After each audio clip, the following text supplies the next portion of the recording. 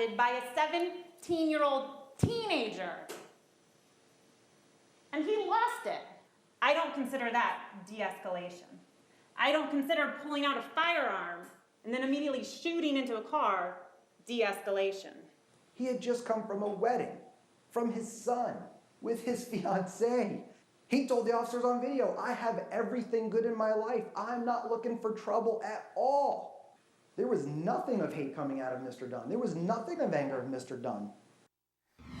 Joining us tonight, Lauren Lake, attorney and judge of Paternity Court, Caleb Nation, the host of his own YouTube channel, calebnation.com, Ms. Scheherazade Ali, social commentator, author of The Black Man's Guide to Understanding a Black Woman's Guide to Understanding the Black Man, and HLN's Lynn Berry.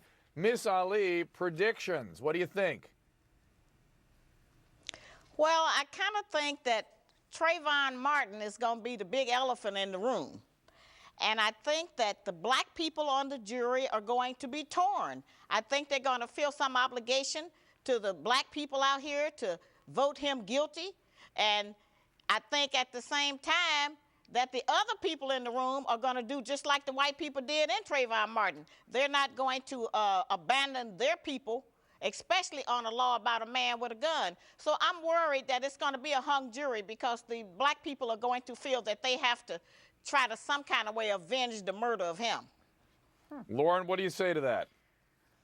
You know, first of all, I'm outraged. Every time I read about this case, I still can't get past loud music. How many times have we pulled up in a gas station somewhere where teens, not even teens, Dr. Drew, not even necessarily black teens, just people playing loud music? I don't understand how this happened this way.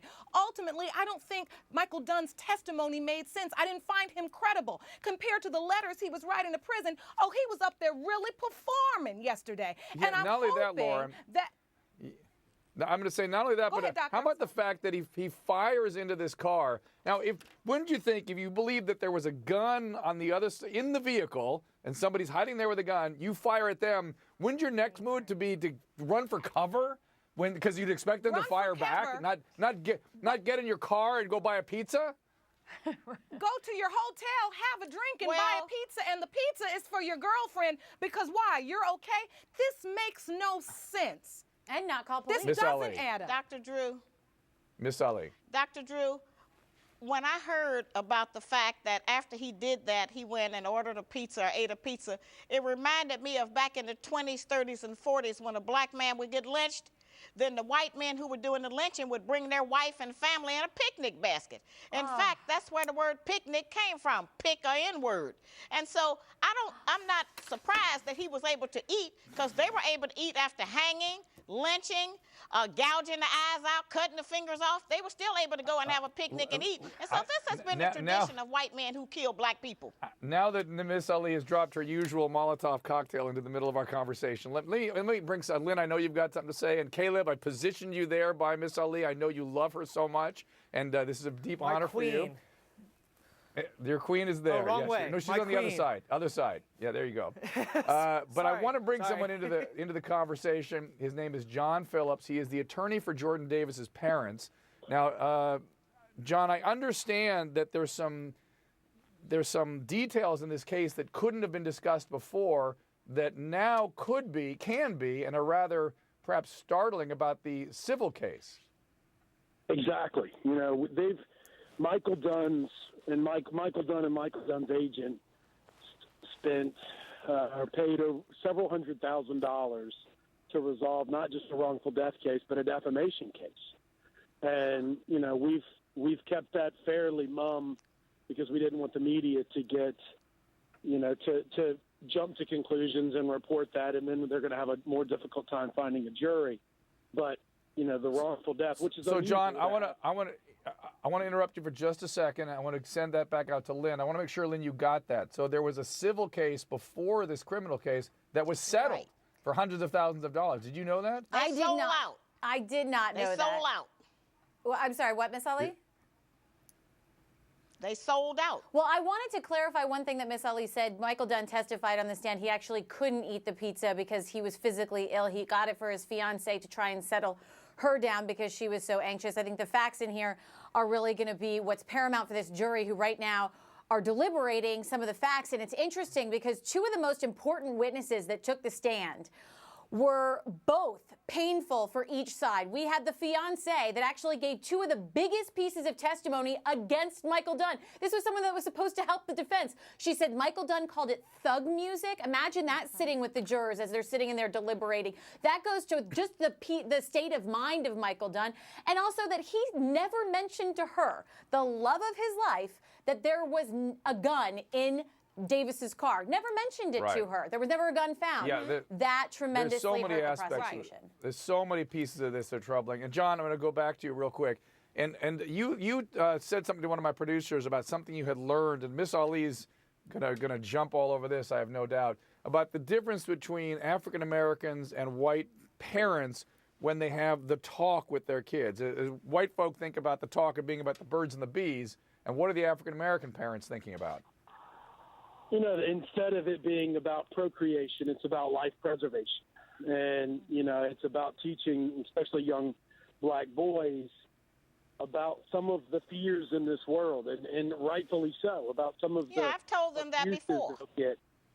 And it's a huge difference, Dr. Drew. When white America is focused on, and I'm a part of it, is focused on, you know, the birds and the bees, the biggest talk, the most important talk is you know, sexual responsibility.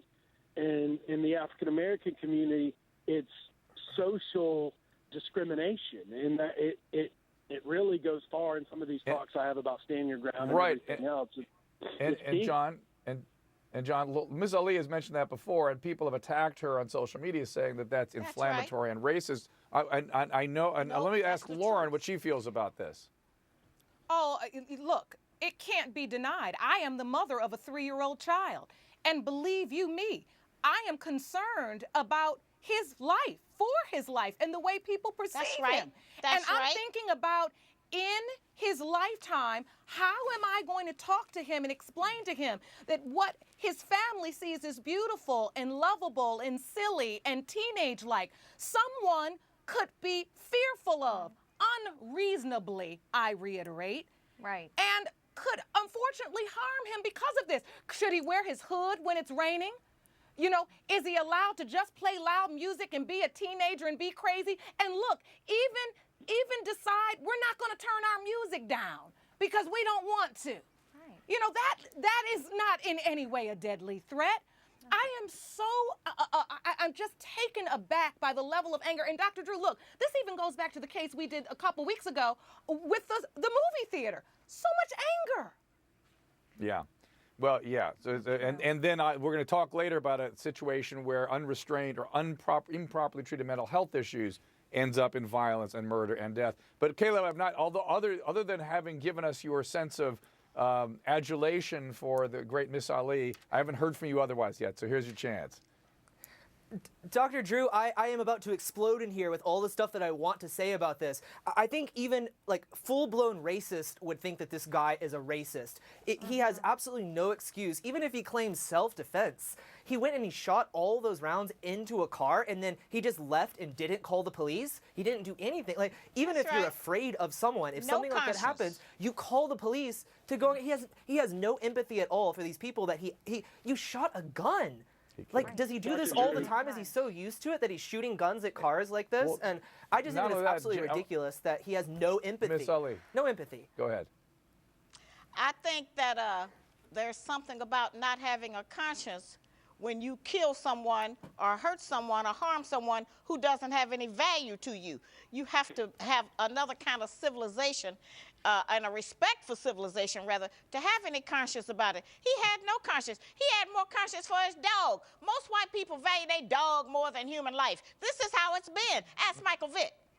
Something else, Okay, Dr. Drew, Jenny, just to... Lynn, I know you. I know how you react to Miss Ali's I'll leave but it be. I haven't heard from Jen yet. I want to hear from Jenny. Go ahead. Listen, watching Michael Dunn on that stand, he really did have a complete disregard for human life. He had not an ounce of contrition, Dr. Drew, for his misinformation regarding a gun in the car. There was none. He felt disrespected.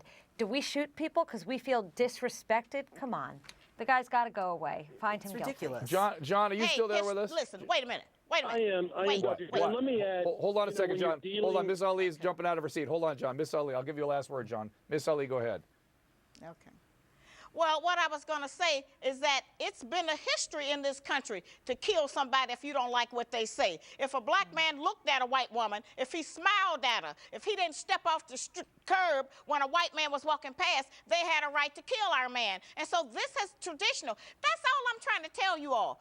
All of that's going on, things have not changed as much as you all want to pretend that they have. Not for the black man in America and not for the black woman and the black child. All right. John, take it home. Miss Ali, 450 days. It's been 448 days since Jordan Davis was killed. And that's, Miss Ali's point, while extreme, is part of what Jordan's legacy we want to be. We want him to have a butterfly effect of education on understanding. Clearly, Michael Dunn didn't give Jordan Davis the benefit of the doubt. To him, he was another black kid that was the source of his rage. And we can't judge people anymore by the color of their skin or stereotype. And that's what me and the family and the friends of Jordan Davis want to be the ultimate message. And I've got to say, the family you represent have been nothing but extremely poised and gracious and intelligent in the way they've presented themselves and this case. They're better than me.